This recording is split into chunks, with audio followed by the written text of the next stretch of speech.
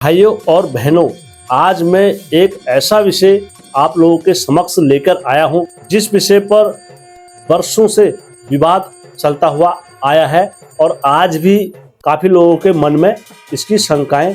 लोग कहते हैं कि महिलाओं पर बड़े देवता अवतार नहीं लेते हैं, जैसे निरंकार मामू हो गए, डांडा नागराज हो गए, भैरव हो गए, सैमजू हो गए, नरसिंह देवता हो गए, हरजू देवता हो गए। जो ऐसे बड़े देवता हैं, देवताओं का अवतार केवल पुरुषों में ही हो सकता है। लेकिन मेरा सवाल है इसमें, हमारे धर्म में सबसे ऊंचा स्थान जो बोला जाता है, देवी माता से उच्च स्थान होता है माता पार्वती, सती माता, माता लक्ष्मी, माता सरस्वती और ये ऐसी माताएं हैं जैसे नौ दुर्गाएं हो गई, आदि शक्ति माताएं हो गई, जगत भवानी हो गई, सावित्री। क्या भाई दोस्तों, क्या भगवान स्त्री और पुरुष में भेद करते हैं या फिर समय के साथ चलते हुए हमने सभी बातों को सच मान लिया है? आज का वीडियो ये अंत तक जरूर देखें। हो सकता है आज का वीडियो देखकर आपकी बरसों पुरानी सोच बदल जाए। नमस्कार दोस्तों, मैं हेमचू पहाड़ी आप लोगों के समक्ष फिर वार्तालाप करने के लिए प्रस्तुत हुआ हूँ। काफी साथी लोगों के कमेंट आ रहे थे मेरे पास, तो मैंने उनके रिप्लाई तो दे दिए थे यूट्यूब में, लेकिन मैंने वीडियो बनाने का उनसे वादा भी करा था, तो मैं वीडियो आप लोगों के समक्ष लेकर आया हूँ। यदि आप पहली बार हेमचू पहाड़ी चैनल में आए हैं तो मैं रिक्वेस्ट इतनी करता हूँ कि आप वीडियो पूरी देखें। वीडियो पूरी देखने के बाद यदि आपको कहानी अच्छी लगती है, फिर दोस्तों दिल से, जैसे ईमानदारी से मैं कार्य करता हूँ, आप भी चैनल को सब्सक्राइब और लाइक जरूर करें। तो दोस्तों, हमेशा की तरह वीडियो में आगे बढ़ने से पहले चैनल का इंट्रो।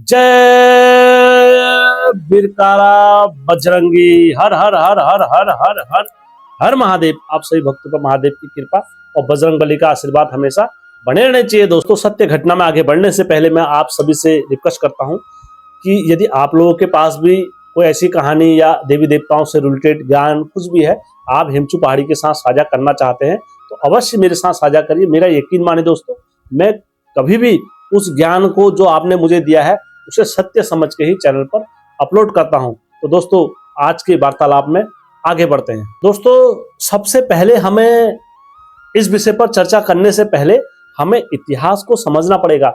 हमारा जो इतिहास है, हमारे जो ग्रंथ हैं, हमें उनको समझ के ही फिर हम वार्तालाप में प्रारंभ करेंगे। दोस्तों, महिलाओं में जो माता पार्वती बोला जाता है या सती माता को बोला जाता है, जब माता सती ने भगवान शिव को पाने के लिए प्रार्थना करी थी तो इतना भयंकर तप करा, तो वो तप करते करते माता सती बोला जाता है पूरा शरीर उनका काला पड़ गया था। तो उसके बाद उनको जो महादेव आज जन्मे हैं, जो कभी मतलब स्त्रियों को छूते नहीं है, जो स्त्रियों की ओर को देखते नहीं है, तो उनने उनकी भक्ति से प्रसन्न होकर उनको विवाह का वरदान दिया। उसके बाद दोस्तों, पुनः जब सती माता का निधन हो गया था, उसके बाद पार्वती ने दोस्तों महादेव को पुनः प्राप्ति के लिए कितनी आराधना करी, कितना तप करा।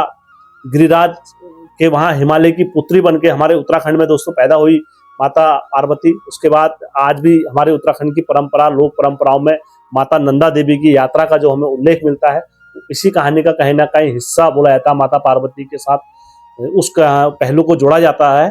तो दोस्तों, माता पार्वती ने जब इतना भयंकर तप करा, तप करने के बाद उनको महादेव की पुनः प्राप्ति हुई कि भगवान जो माने जाते हैं वो भक्ति के हर हमेशा बस में माने जाते हैं।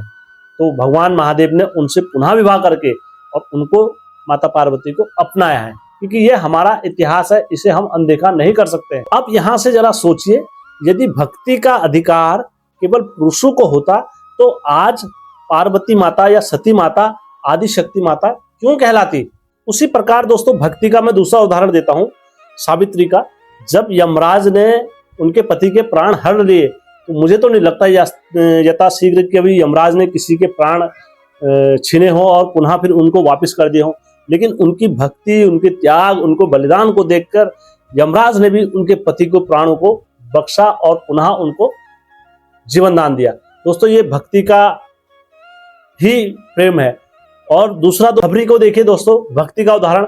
कई वर्षों तक वो भी नहीं जानती थी कि राम यहाँ आएंगे मुझसे मिलने, लेकिन वो कई वर्षों से वहां जंगल में झाड़ू लगाती थी और उन्हें हर दिन ये गाती थी, रामा रामा मेरे राम मुझे मिलने आएंगे और एक दिन यहाँ पर आके मेरे प्रभु राम मुझे मिलने आएंगे। तो दोस्तों आए, प्रभु श्री राम आए, अहिल्या को तारा, क्योंकि ये भक्ति के उदाहरण है। दोस्तों ये इसलिए मैंने आपको बोला है क्योंकि इतिहास गवाह है और इतिहास साक्ष्य है इस चीज का।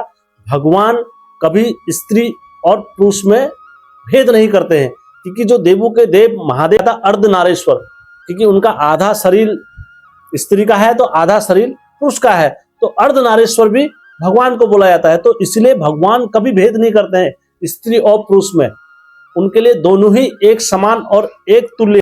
ईश्वर ने अगर कुछ देखा है इंसान में तो वो केवल भक्ति देखी है। जिसके अंदर भक्ति सच्ची होगी तो भगवान उसे प्राप्त अवश्य होंगे। तो दोस्तों आइए अब हम जो चलते हैं उत्तराखंड की परंपराओं में चलते हैं। हम उत्तराखंड को प्लान करते हैं, हम उत्तराखंड की ओर आते हैं। दोस्तों उत्तराखंड की परंपरा में आने से पहले मैं आपको बोलना चाहूंगा, हमारे उत्तराखंड में लोक मान्यताओं में हर 10 कर्म पर पानी, हर 10 कर्म पर वाणी बदल जाती है और वहां की मान्यताओं के अनुसार ही मैं आप लोगों को बताऊंगा। मैं अपने क्षेत्र की आपको बताऊंगा, आप मुझे अपने क्षेत्र की कमेंट के अनुसार बता सकते हैं, क्योंकि मैंने जहां जहां से स्रोत मिशन लिए लोगों से, तो मैंने उस प्रकार आप लोगों के समक्ष मैं रखने जा रहा हूं। हमारे कई पहाड़ों में क्षेत्रों में कहीं कहीं पर महिलाओं को विशेष महत्व दिया जाता है और कहीं कहीं क्षेत्रों के अनुसार महिलाओं को इन चीजों से वंचित रखा जाता है, दूर रखा जाता है कई कई स्थानों पर। इसलिए ये सबसे बड़ा प्रश्न है और ये सबसे बड़ी चुनौती है।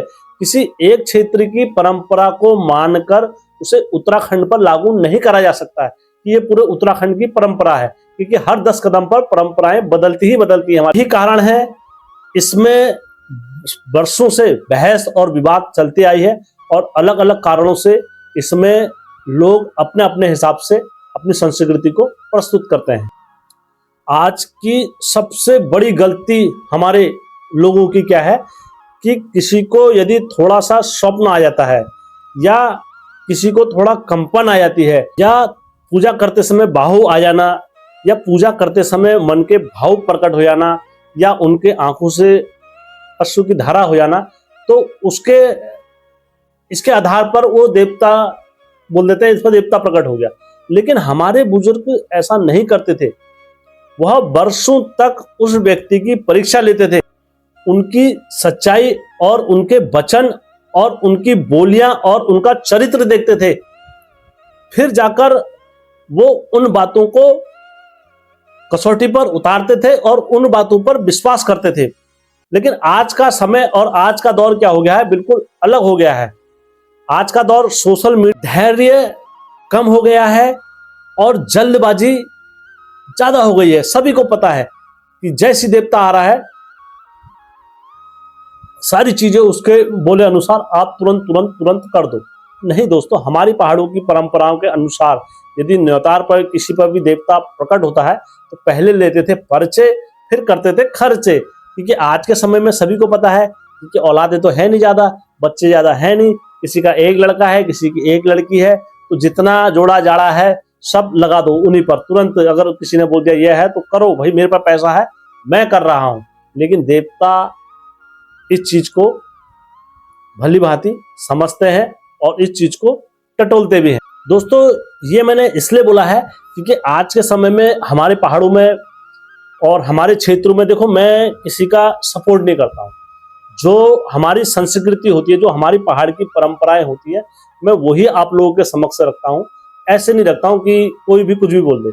हमारे पहाड़ों में क्या होता था, जब किसी पर भी देवी माता आती थी या जिस किसी पर भी देवी आती थी या हमारे बुजुर्ग को, देखो आप मुझे गलत बोलने से पहले या कोई भी गलत कमेंट करने से पहले आप जरा अपने बुजुर्गों से और अपने पहाड़ के जितने व्यक्ति हैं उनसे इस बारे में संवाद कर लेना, वार्तालाप कर लेना, तब जाके आप मुझे अपने कमेंट बॉक्स में राय दे देना या वीडियो उनके पास शेयर अवश्य कर देना।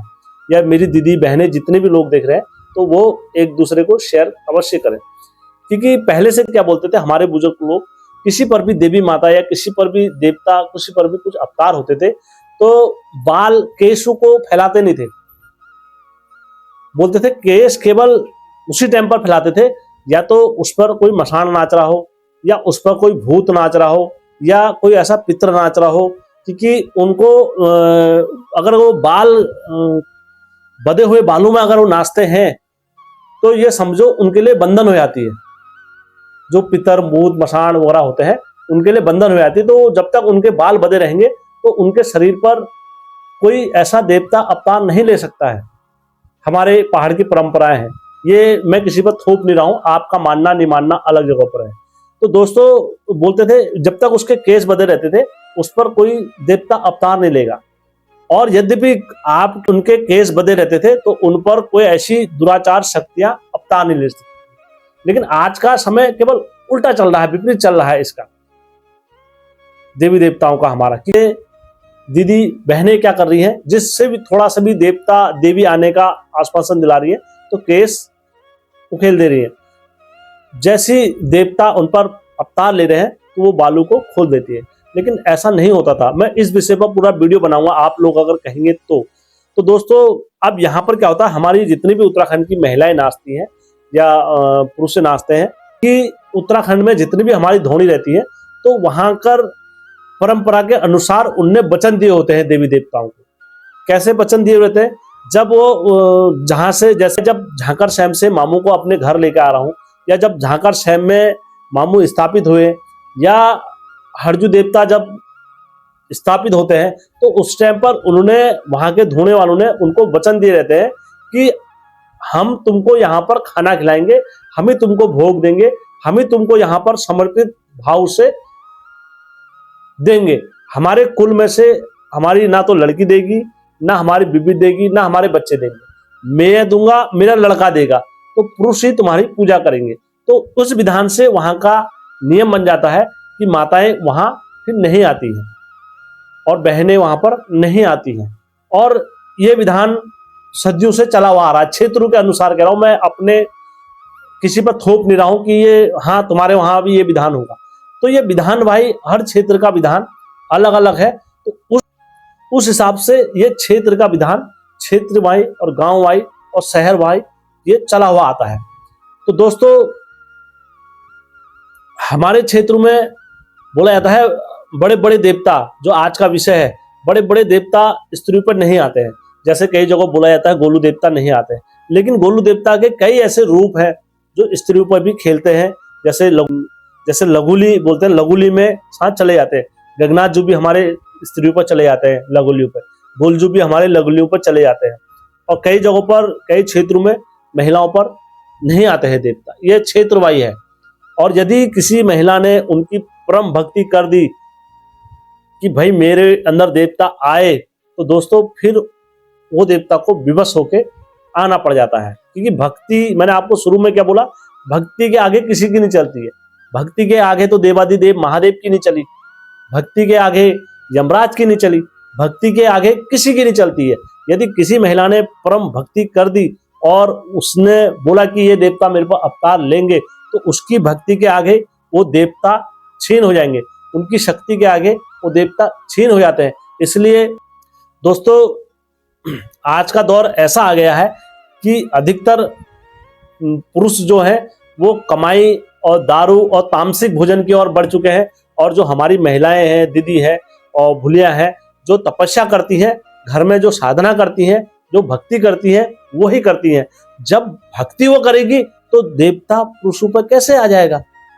और जिस घर में पुरुष पूजा कर रहे हैं, पाठ कर रहे हैं, तो वहां देवता उन्हीं पर आ रहे हैं। और जहां स्त्रियां पूजा पाठ कर रही हैं, देवता को बनाने के लिए, देवता को भाव से पूजते हैं, तो वहां पर फिर दोस्तों स्त्री पर देवता प्रकट लेते हैं, फिर वहां से स्त्री पर ही देवता अवतार लेते हैं। ये दोस्तों मैं ऐसा नहीं बोल रहा हूं, मैंने इसीलिए आपको शुरू में ही भक्ति का उदाहरण दिया था कि कैसे देवता ही देवता की नजर में एक समान होते हैं और देवता हर हमेशा भक्ति पर आते हैं। तो इसीलिए अलग अलग क्षेत्रों में आज का समय में जो बोला जाता है, पुरुष तो है नहीं गांव में, तो देवी देवता स्त्रियों पर भी प्रकट होने लगे, क्योंकि वही उनको भोग दे रही है, वही उनको खाना दे रही है, वही उनको धूप दे रही है। जब पूजा वो कर रही है उनकी, तो दोस्तों देवता प्रकट किस पर होंगे? उन्हीं पर होंगे।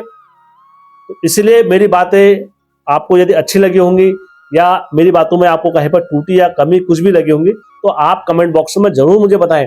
तो मैं आपको फिर क्या करूंगा दोस्तों, उस पर भी वीडियो बनाकर आप लोगों के साथ शेयर अवश्य करूंगा। यदि कहानी अच्छी लगी होगी, अपनों के साथ, घर वालों के साथ, बाहर वालों के साथ शेयर अवश्य करना। जय उत्तराखंड,